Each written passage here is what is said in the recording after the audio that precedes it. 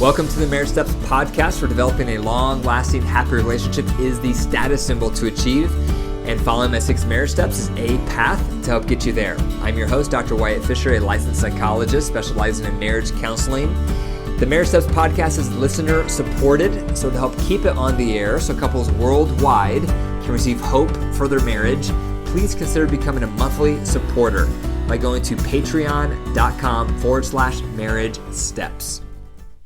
A quick announcement, I'm officially launching my Total Marriage Refresh book. If you've been to my conference, you know about this content. It's my top 6 steps to marital satisfaction. So this book is my conference on steroids. So there's more case studies, more examples, more insights, more tools.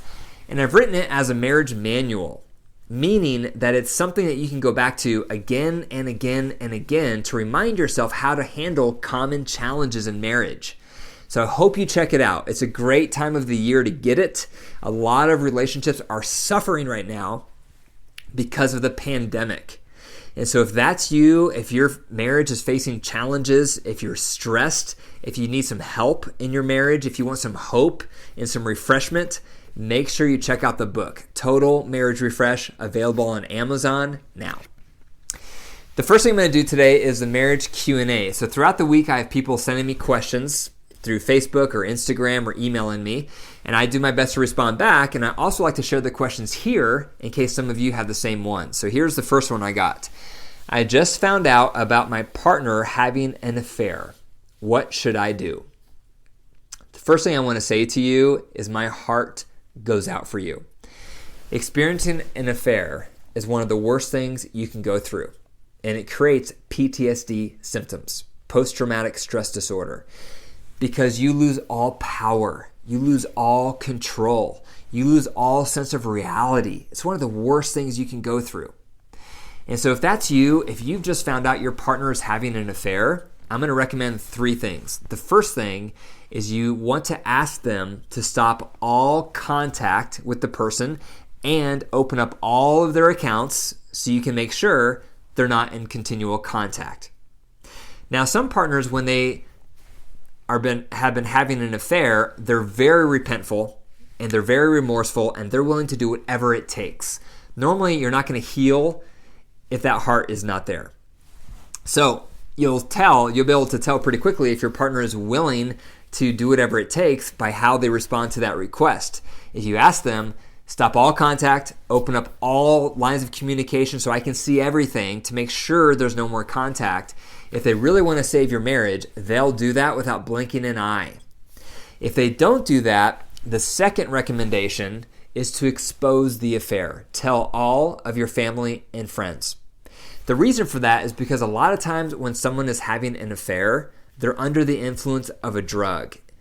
An affair replicates the same chemistry in your brain as hard drugs. Therefore, you're not in your right frame of mind. You're in this haze. But when your family and friends find out and they start contacting you, guess what? A lot of times it snaps you out of it. And it makes you realize how stupid you're being and how devastating you're being to your family. So that's the second round of defense. Expose the affair. A lot of times that will stop it. If that doesn't stop it and your partner still refuses to open up all communication with you and all accounts and refuses to stop contact with the person, the next round of defense, the third round of defense, is a separation. You want to have a separation with 0 contact because that allows your partner opportunity to experience life without you and decide if they want life without you with this other person or if they want to come back to you. It also protects you from the trauma of the affair because it can feel like emotional abuse to still be in a relationship with someone who is having an affair. So those are your 3 steps to consider. Second question, my husband says he needs sex twice a week and he pouts if he doesn't get it. What should I do? Well, I have recommendations for both of you. For those of you who pout, it's very easy to pout if you're not getting sex in your relationship, especially if you're the high libido partner. Because when we're pouting, that's us not feeling loved, not feeling adequate, not feeling wanted. However, if you pout and you sulk and you're passive aggressive, that's going to get you less of what you want. because then your partner is going to feel like you're being manipulative and that they have to give sex to get love. So you have to work on your pouting. Instead, put your feelings into words. I feel really sad. I feel really lonely. I feel really hurt. I feel really rejected because we haven't been having sexual contact lately. That's how you want to express it. Don't pout. You still want to get it out, but do it in more constructive ways. Now, for the partner who is saying, my partner always needs sex twice a week, for you, I would recommend a few things. First thing is we need to look more at what you need. What's your desire? How often would you like to have sexual contact? What do you need to be more open to sexual contact? Maybe you need more emotional intimacy. Maybe you need more affection. Maybe you need to change things up during sexual connection so it's more clitoral focused than penetration focused. You need to have your needs front and center, because if your needs are being honored and you have a stake in it, then you won't resent your partner needing it, because you also need it and want it because you're enjoying it. So concentrate not just on what your partner needs, but also on what do you need to make it more pleasurable for you. Okay, the marriage message of the day is, who is to blame for problems in marriage? Who's to blame? The $1 million question. As a marriage counselor, I get couples coming in all the time, and when I start asking them about the problems, they start doing this. Who's to blame? And they each blame each other. And there's a lot of truth in that. Usually both partners are playing a part. So that's step number one, is you want to unpack the vicious cycles. What are the vicious cycles in your marriage? Normally, one partner does something that upsets their partner, and then their partner reacts in a way that upsets this partner, and now you have a vicious cycle, back and forth, back and forth, back and forth. What are your vicious cycles? That's step number one. You want to understand what your vicious cycles are, and you want to understand what your part is, because most likely you are not innocent. You're probably contributing in some level. You're probably making it worse on some level. You have to figure out how you both are contributing to the vicious cycle in your relationship. Number two, we need to look at the perpetrator of the problem. The perpetrator is the person doing something that's upsetting their partner. Maybe they're not responding to their partner's bids very well. Maybe they're negligent toward the marriage. Maybe they're not meeting their partner's needs. Maybe they're not open to conversations and they're not willing to work through conflicts. They're doing something, maybe they're not sharing power. Partner A is the perpetrator. We'll call them the perpetrator. They're doing something or not doing something that's upsetting their partner.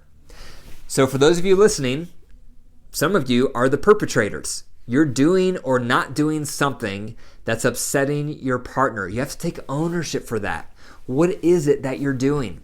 Don't just look at your partner and say, oh, look at their angry reaction to me. They're the problem. They're the problem. You're also the problem because you're doing something or not doing something that's creating their anger. And I've seen this with couples I've worked with. Some partners come in and they're doing or not doing something that's upsetting their partner, but instead of looking at their part, all they focus on is their partner's anger. And they think their partner's anger is the problem. And it is. But your behavior you're doing or not doing is creating your partner's anger. So you have to start by looking at your part. Don't dismiss what you're doing and just blame your partner's anger for the problems you're having in your relationship. Look at what you're doing or not doing that's creating your partner's anger. Number three is the person having the anger. This is the reactor to the problem. This is the person who's responding to the problem. This is the partner who is reacting to what their partner is doing or not doing, probably with anger. You're also to blame. You also have to take ownership for your anger. And don't dismiss your anger and say, it's okay that I'm angry because look at what my partner is doing. Now, there is a time and place for righteous anger when you're righting a wrong. However, a lot of us feel justified to respond with anger because of our partner's behavior. Anger is destructive. So you need to take ownership for your anger. No matter what your partner is doing, it's up to you on how you choose to respond back. You don't have to respond with anger. You can learn to constructively put your words and your feelings into words. You can check out the Reunite tool on my website. You can learn how to have a soft startup. You can learn how to constructively express yourself. So don't blame your partner's behavior for your anger. You are responsible for how you respond to your partner, no matter what they're doing, because you have to take ownership for your part. And I get couples come in and some partners are doing this.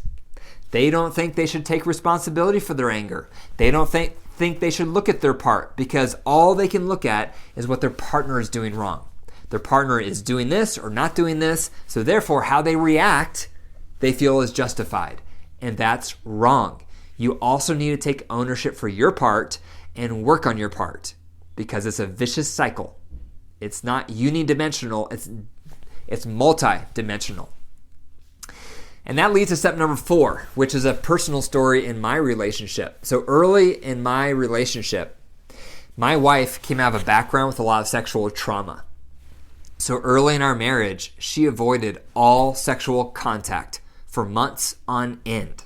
She would avoid it because it was traumatic for her. So she would be the perpetrator. She's the one doing something or not doing something that was impacting me. So in this case, she was not open to sexual contact. So she's the perpetrator of the problem in this scenario. So that's her part. However, my part is I responded with anger. I responded with agitation. I responded with being passive aggressive. I responded by blowing up at times. I didn't respond well at all. And I have to take responsibility for my part. Because when I would respond with anger, guess what? Now she wants to avoid it even more. Because then I wasn't safe. I wasn't helping her work through her trauma and helping her cycle through her trauma cycle and realize the lion wasn't chasing her and helping her feel safe and helping her feel like I still love her even though she's wrestling with trauma. I didn't do that very well at all in our early part of our marriage.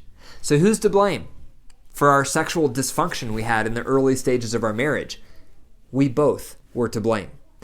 She was to blame for bringing in all this trauma and avoiding the trauma, not proactively working on it. And then I was to blame by how I reacted with anger, which made it even worse. So that's an example of a vicious cycle.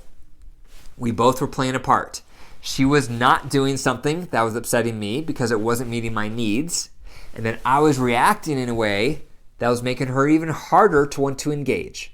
So we both were to blame. And it took me a while to own my part. Through the years in our marriage, when we were going through that season, I thought she was to blame.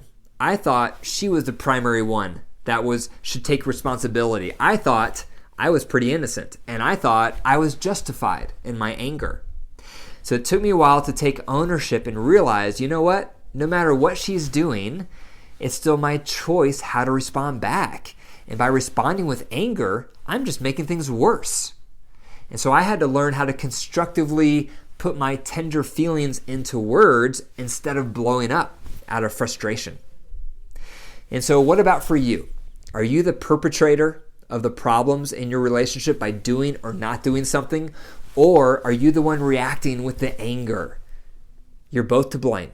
And you both need to take ownership for your part, because only then can you start working on your part of the puzzle. And then you both can start making progress to healing. Thank you for listening to the Marriage Steps podcast. If you enjoyed the episode, be sure to click the 5 stars and leave a review. If you enjoyed the podcast, or if you want to be on the podcast, if this podcast has helped you in any way, I would love to interview you so others can be inspired by your story. For more marriage resources, be sure to go to my website, drwyattfisher.com. That's drwyattfisher.com. And remember, your marriage is alive. It's a living organism. So if you care for it, it will grow. But if you deprive it and neglect it, it will wilt and die. The choice is up to you. Take care.